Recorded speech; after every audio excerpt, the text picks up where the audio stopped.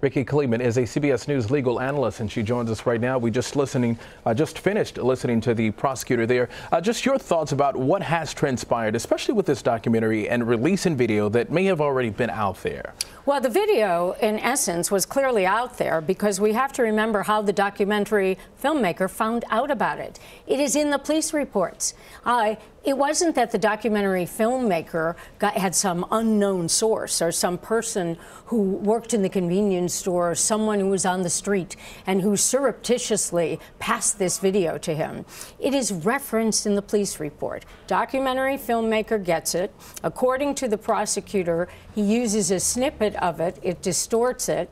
And the documentary filmmaker, according to the prosecutor, and I have to say that as a lawyer, I agree with the prosecutor here, the documentary filmmaker was looking for his 15 minutes of fame. Half the world would have never heard of this documentary had he not come forth with this quote-unquote explosive allegation of this new videotape that had been hidden and showed that Michael Brown had borrowed had traded in a transaction for marijuana, perhaps. So let's look at it. Are we going to paint Michael Brown as a drug dealer rather than a shoplifter? And then the bargain was for cigarillos. He left them for safekeeping, according to the documentary filmmaker. And then he comes back around noontime to claim his cigarillos. So, according to the filmmaker, oh my God, there was no armed robbery and Michael Brown was portrayed incorrectly. Well, even without the prosecutor speaking, I would have said, wait a minute. The police came up with the fact that there was a strong arm robbery because it was called in from the convenience store. There was no police witness to what happened in the convenience store. It was phoned in. So somebody thought there was a robbery. So nothing changes. Absolutely nothing changes in the ultimate encounter. So the notion that the filmmaker here is sort of like making this appear to be this bombshell piece of evidence, is it enough to reopen the case? Or, again, like the prosecutor said, it's simply stupid and it's distorted. In fact, it was already out there and it wasn't in its entirety. The video wasn't presented in its entirety.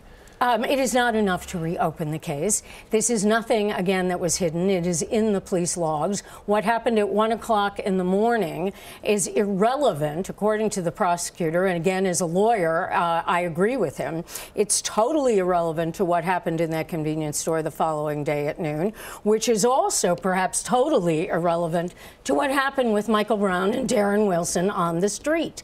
Darren Wilson is said to have looked at Michael Brown and his friend because they were walking down the middle of the road, and that's what caused the initial stop. There was no reason that something that happened at 1 a.m. the night before should have any bearing on what happened the following day. I've had the opportunity to interview both the parents, the mother and the father of Michael Brown. Does this piece of evidence here, or this newly released video in the filmmaker's eyes, does it help their case when it comes to a civil case? Well, I have to say this. The mother of Michael Brown has conducted herself with the utmost dignity since the death of her son.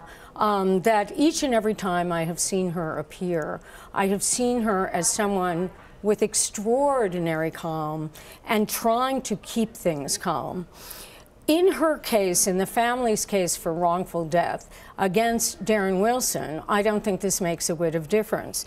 In the case against the police, might it be another arrow in the quiver for the lawyers, for the family? Well, I guess they could try to make it into something, but I don't think it's going to make much difference in the end. I do say this. If you're the mother of a child who was shot by the police and you believe in your son, that you would like to believe that he had not gone into that convenience store either to create a situation that became a robbery. I would also assume that you really didn't want to hear that he was peddling marijuana either. But nevertheless, we understand why the mother would feel the way that she does. And we understand why there are people who feel that there was, quote unquote, no justice for Michael Brown. So real quick, in just a couple of seconds, because we got to go now, is it a case of where you're scratching an old wound? Yes, I couldn't have phrased it better myself. We have to remember local authorities cleared Darren Wilson. The federal government civil rights division also clear Jared Wilson, this does not absolutely become even a raindrop in the pool of evidence that they had. A lot of I's dotted and a lot of T's crossed, right? Rikki Klieman, thank you so much.